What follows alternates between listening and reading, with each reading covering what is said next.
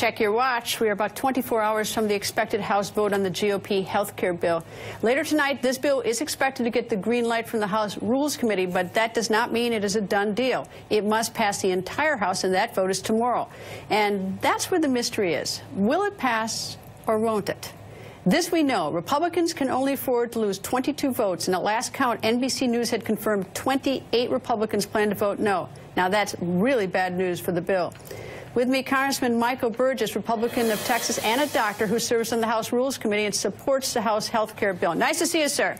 Good evening, Greta. How are you? Good. So what are you going to do to get those other, I guess you have to get six more to vote yes? Well, right now, my job is to, and thank you for giving me a break from the Rules Committee. It has been a long day, so I appreciate the diversion. We'll be back in Rules Committee till later on tonight. We've got a number of amendments yet to be heard, both Republican and Democratic amendments, and indeed we will hear all of those. My understanding is a revised CBO score is due almost any minute now in the Rules Committee, which we should have before we vote this thing out of the Rules Committee this evening.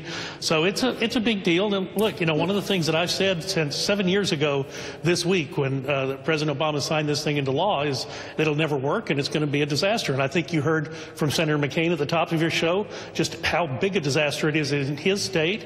It is not quite as bad in Texas, but still premiums went up 28% this year. We've only got 2 insurers in my market, and one of them no one has ever seen before, so essentially down to 1 insurance company in the area that I represent. But even more than that, people have insurance, but it is insurance that they can't use because their premiums and deductibles are so high. The out-of-pocket expenses are so high. So the bottom line is Obamacare is a failed experiment. It's not an open question any longer, and it needs to be replaced, and that's what we're about doing this evening.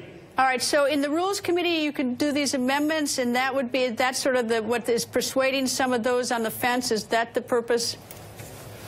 Well, the Rules Committee always hears from any member who files an amendment and wants to be heard. That's part of what we do. That's our job. There's no clock in the Rules Committee. Time is suspended, and we just work as long as anyone wants to talk about their issue.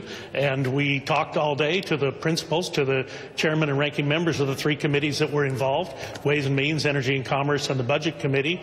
I serve on the Energy and Commerce Committee. We had a 27-hour markup a couple of weeks ago. I mean, this is something that has been examined and talked about by members on both sides of the political aisle, and it is something that has been, in my opinion, completely heard by all sides. All right, well, the big news will be tomorrow night. Do you have any idea what time the vote is supposed to start? Any idea? No. Those are all leadership decisions. I will say this. I mean, this is a big deal. I understand it is. We'll be watching. We're going to be watching, believe me. It's an $800 billion revision to Medicaid spending. We're a country that's $20 trillion in debt. We really have to do something. The Obamacare itself is not working. The individual mandate, my opinion, has been a failure. And we're going to undo that. And with that, we'll all be watching. Thank you, Congressman, for joining us. Thank you, sir. And go back to the Rules Committee. Now your break's over. Thank you.